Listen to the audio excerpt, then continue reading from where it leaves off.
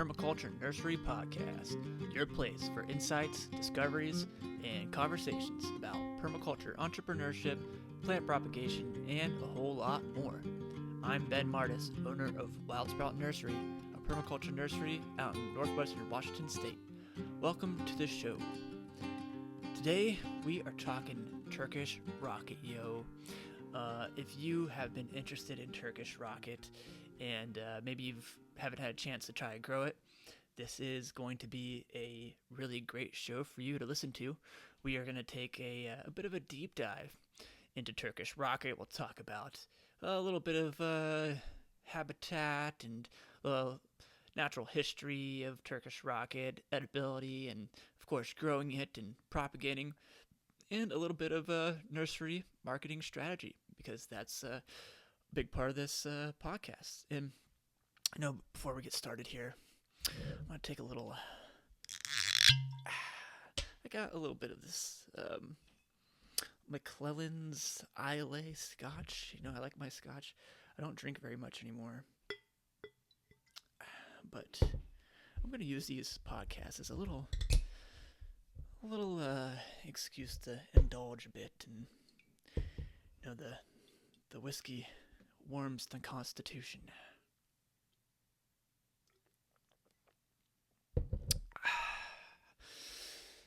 Oh yeah, it's good. It's good. It's real good. All right, so Turkish Rocket, scientific name, Bunias orientalis, also known as warty cabbage. Turkish Rocket is an incredibly hardy plant, and it's native generally to Eastern Europe, you know, Russia, Kazakhstan. I have been growing Turkish Rocket for about 4 years. And I've learned a lot about this plant. Basically, if you're a beginner to gardening and perennial edible landscaping and this whole kind of deal we're talking about here, Turkish Rocket is a really good place for you to start. It's probably one of the easiest perennial vegetables to grow. That being said, plants that are ultra easy to grow also can be easy to get out of hand, and we will talk about that later. So what's up with Turkish Rocket? Well, Turkish Rocket, people grow it to primarily eat the young, unopened flowering buds and their stems, the tender stems, and it is most relatable or most analogous to rapini broccoli. So if you don't know what rapini broccoli is, it's basically, it's like if you've ever grown heading broccoli, you know, or of course if you bought it at the store, the really big, bulky, dense flower heads of the broccoli. That's what you're eating when you're eating broccoli. It's surprising that a lot of people don't really understand that you're eating the condensed, unopened flower bud of the broccoli plant there. And so rapini broccoli is basically like the side shoots almost. Like that's what they resemble. It's not the side shoots. It's a different plant.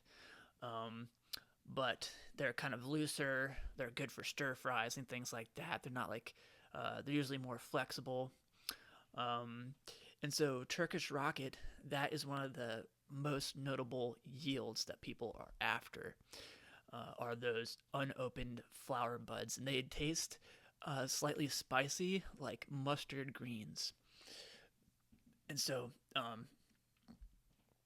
if you don't like mustard greens, but pretty close.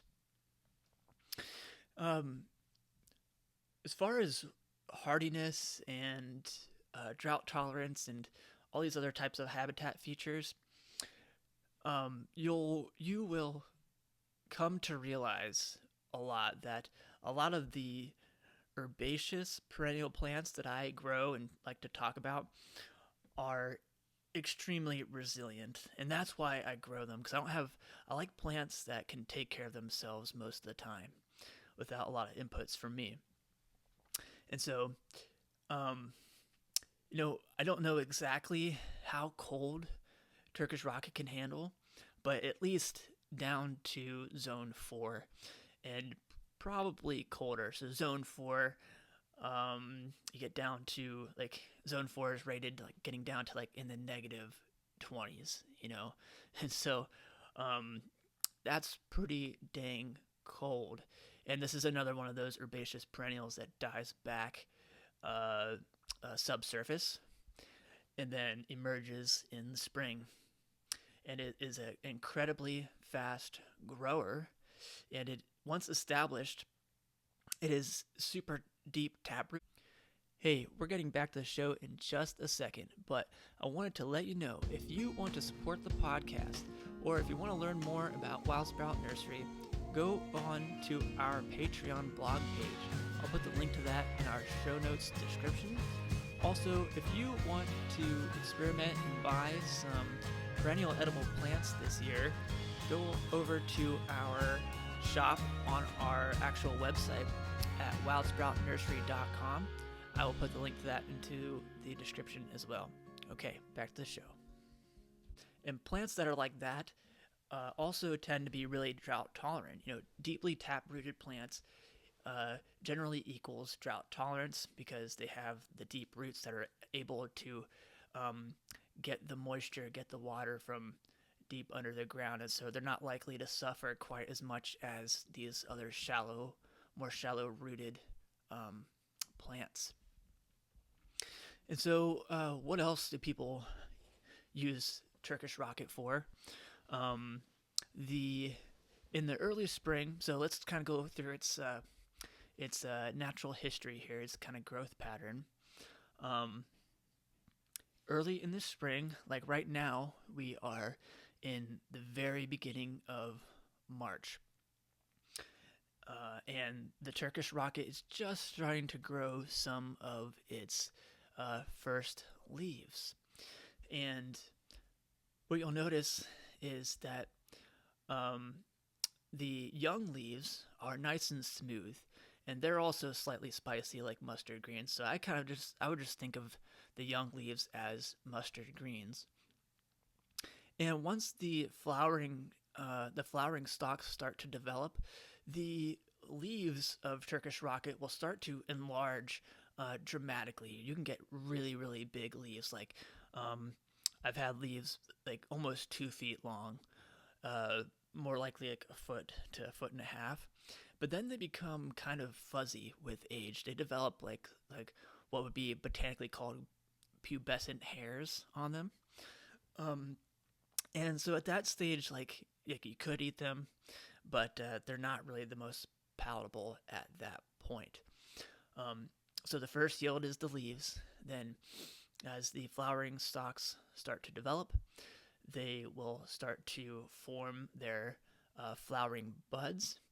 And that is the time that you are harvesting the young immature flowering heads, the quote-unquote rapini broccoli. And as I said, that's what people are going after the most.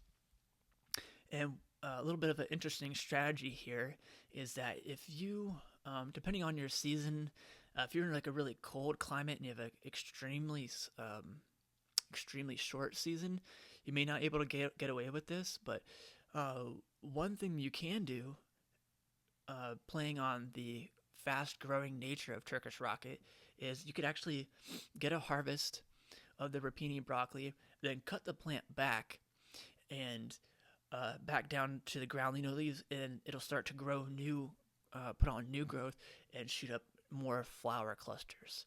And so that's one way you can kind of force another yield from Turkish Rocket if you have a long enough season.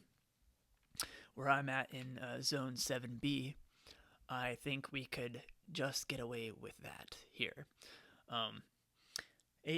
Another really interesting yield with Turkish Rocket that I did like I did a little bit of internet sleuthing on this, and I've not tried this myself, but there's in Stephen Barstow's book Around the World in 80 Plants, he highlights the possibility of eating the root of Turkish rocket, and he relates it mostly similar to horseradish root.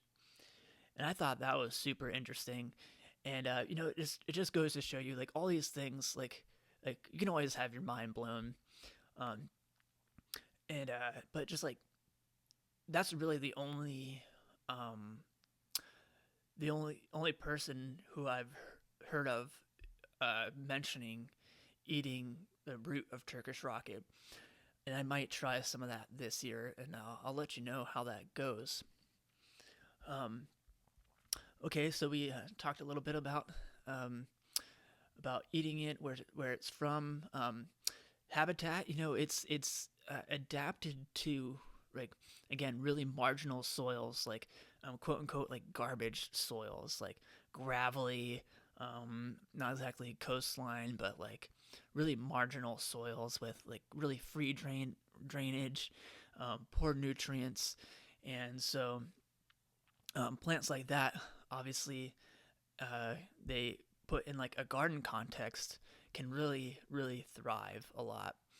Um, oh yeah, and I forgot to mention that if you go to let the flowers bloom, they make fountains of these flowers that pollinators love. So that's something pretty interesting about Turkish rocket there. Um, what else about uh, what else about the habitat? Yeah, full sun. It's a full sun plant. I've had some in the shade, but they really thrive um, thrive the best in full sun conditions.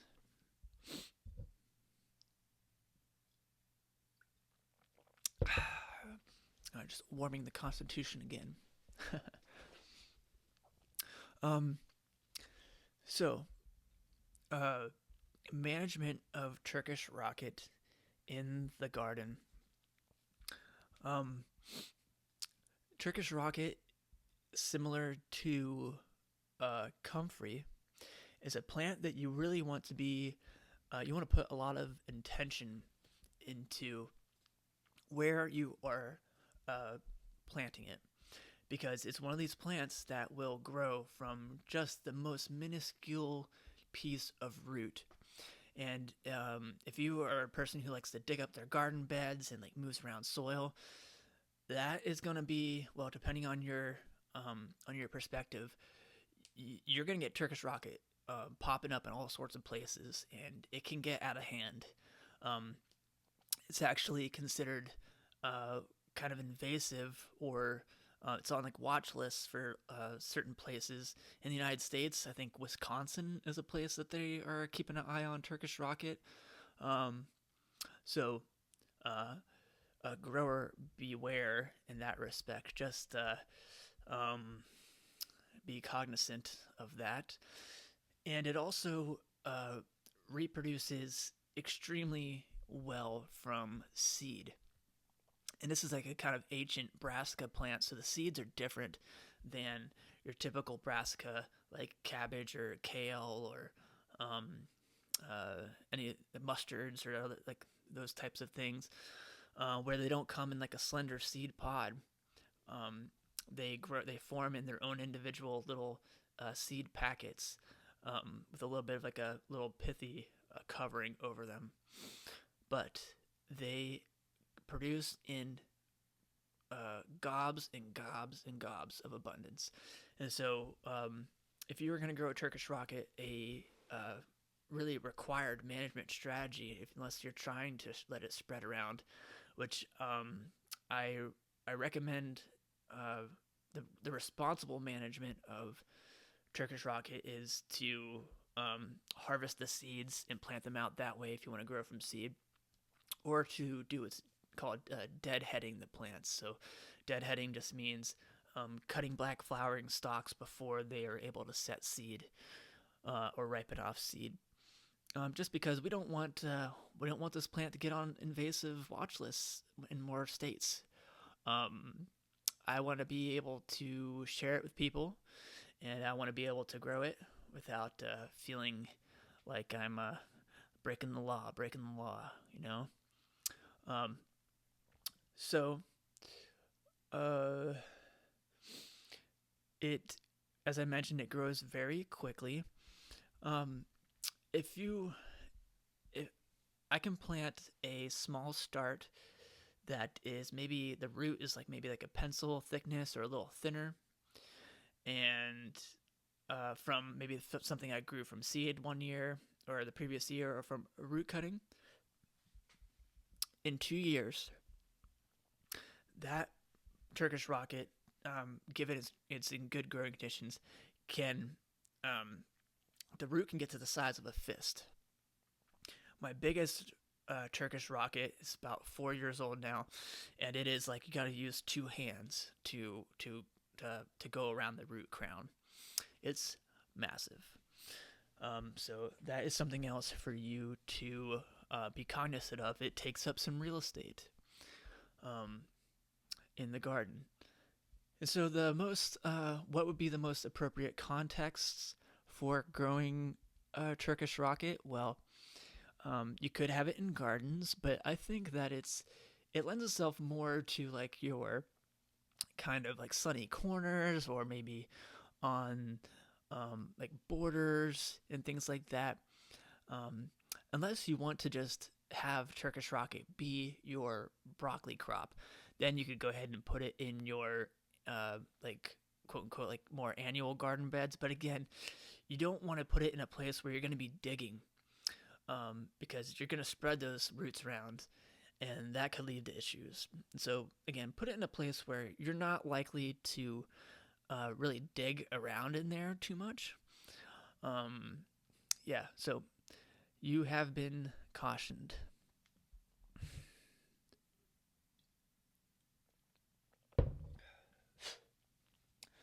All right, so let's talk a little bit about propagation.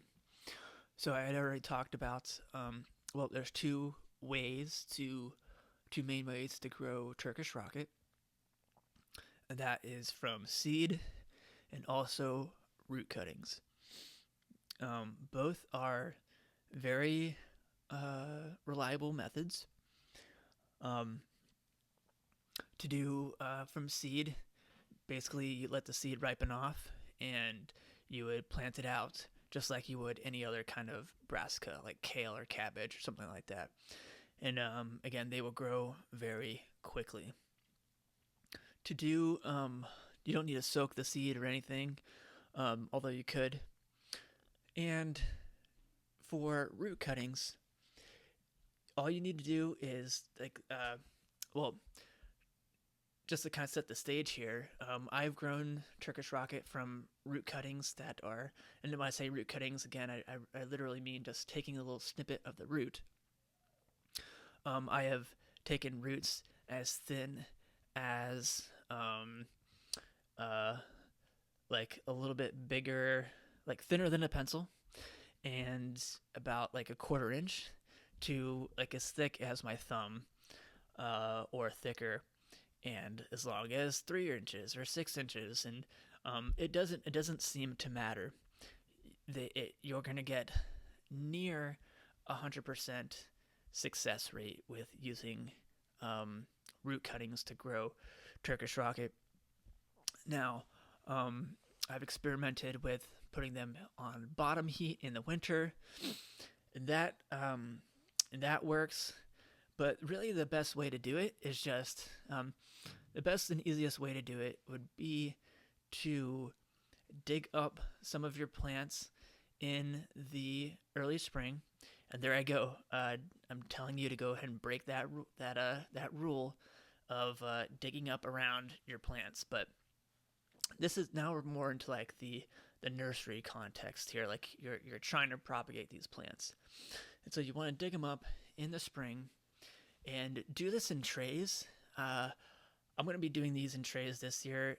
In years past, I've been doing these in beds, like in-ground beds, and it's just I think I'm trying to isolate things more this year, and so I'm going to do these in trays this year. And it's going to work just fine.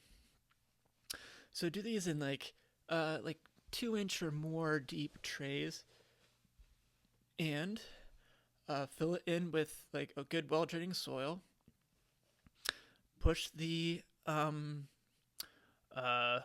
the deeper you want the tray to be, you can get like a crate or something like that, and you want something that the roots can really grow into. So maybe do something that's around like 6 inches would be good, because you're gonna leave these cuttings in there to grow all through this summer, with the intention of digging them up in the fall or overwintering them and digging them up and planting them out the following spring. And so you want something that's about 6 inches deep so the roots can grow into them. And in the early spring, you're going to take your root cuttings. I would just go for a ballpark of about an inch, and with a pencil diameter as your your criteria for what type of root cuttings you're looking for. So pencil thickness about an inch, and you can put these right next to each other. Um, like you could just literally dump handfuls of these in the soil and kind of spread them out willy nilly. If you wanted to take the time and orient them vertically, you can go ahead and take your snips and cut your roots, like pull up the plant and make sure you're keeping the orientation of what's up and down, what part of the root is closest to the growing crown, and just orient them appropriately when you're pushing these into the ground. So go and push them down into the ground or into your tray about an inch into the soil, with the part of the root that is oriented up being the part of the root that was closest to the surface of the soil, the growing crown. And the part that's facing down, vice versa, the root's going down into the ground.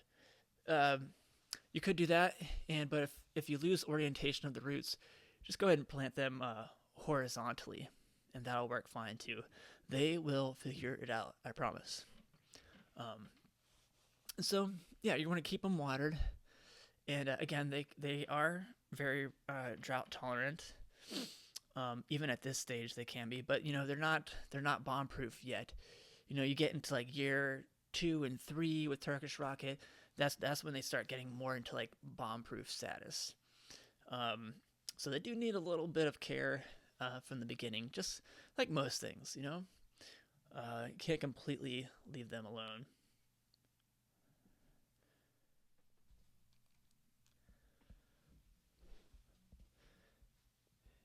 And of course, the easiest way to grow Turkish Rocket, just like pretty much any other plant, is via just straight up plant starts. But that's also the most expensive way to grow plants. But if you are really trying to save money and maximize your plants, trying out one of these propagation methods is a good way to go about that. You don't see Turkish Rocket roots available very often, but that is the primary way that I sell Turkish Rocket.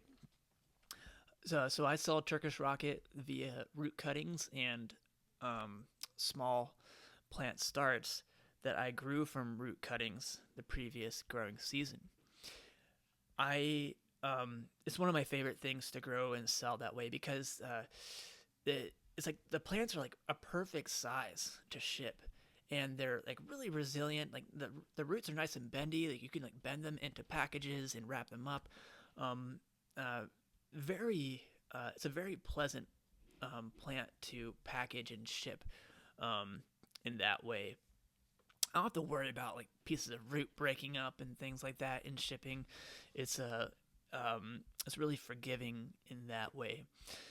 And so on Etsy and through the website right now, When I'm selling roots. And again, just disclaimer here. Like I'm just sharing this information because if you're trying to get into um, growing plants and like permaculture, perennial edible plants and things like that, like this is the kind of stuff that people don't really talk about very much. They kind of hold it in. I don't know if they think it's like proprietary. They just don't feel like they feel like it's like capitalists to talk about this kind of stuff, or I don't know. I don't feel like there's enough conversations about like the marketing strategy when it comes to like permaculture nurseries and selling plants. Um, that's why I think this is like a pretty unique podcast. Um, but anyway, uh, yeah. So I'm selling the rooted cuttings, or the root cuttings, that is, of um, pieces that are at least a pencil in diameter, pencil in diameter thickness, and anywhere from 1.5 to 2 inches long. And I'm selling them in multi packs, not just one. I can't remember the price right now. You gotta do your own research on prices. It's highly variable. Um, but um, I'm selling them in like 3, 6, and 8 and like 15 packs. I think somebody on Etsy just bought a 15 pack yesterday, actually, and you know, for the savvy propagator who actually knows what they're doing, like those 15 cuttings easily could be doubled and easily also be tripled. And if they really wanted to, they could quadruple it. So, like with for like whatever it is they paid for the 15 root cuttings of Turkish Rocket, if they wanted to grow 100 plants, they could this year.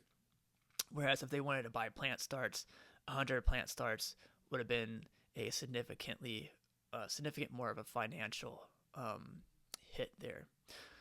So that's why I like to offer root cuttings for people. It's how I like to grow things, and yeah. And then I also offer the starts. Um, and when I'm shipping these things, we'll talk about shipping in another episode, really. But packing these things in cedar sawdust that I get from a local sawmill, and they do quite well being shipped. Shipping them before they're fully awakened, and even when they are fully really before they're like fully leafed out. Like I'm not selling like actively growing plants in like May and July or June. I'm not interested in doing that in pots. I'm only selling bare root plants.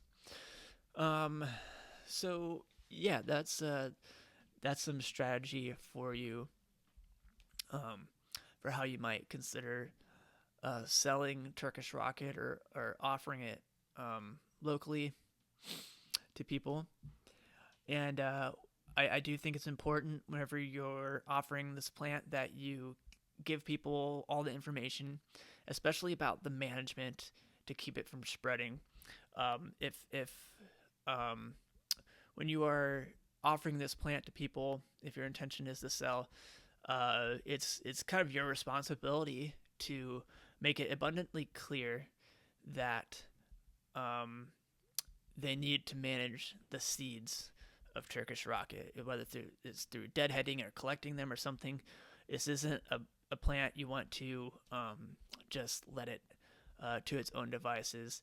Unless you have a lot of experience with growing it, and you know that for whatever reason, um, it struggles to set seed, for the seeds to grow out in your soil or whatever it is. Like, if that's the situation, then you don't have to worry about it too much, right?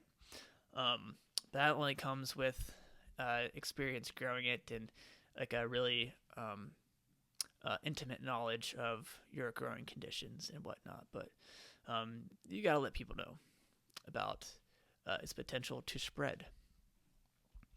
Um, yeah. So I think we'll cut this one a little bit short today. I think we've covered most of the things you probably would want to know. Um, yeah. Thanks for listening, y'all, and we'll catch you in the next episode.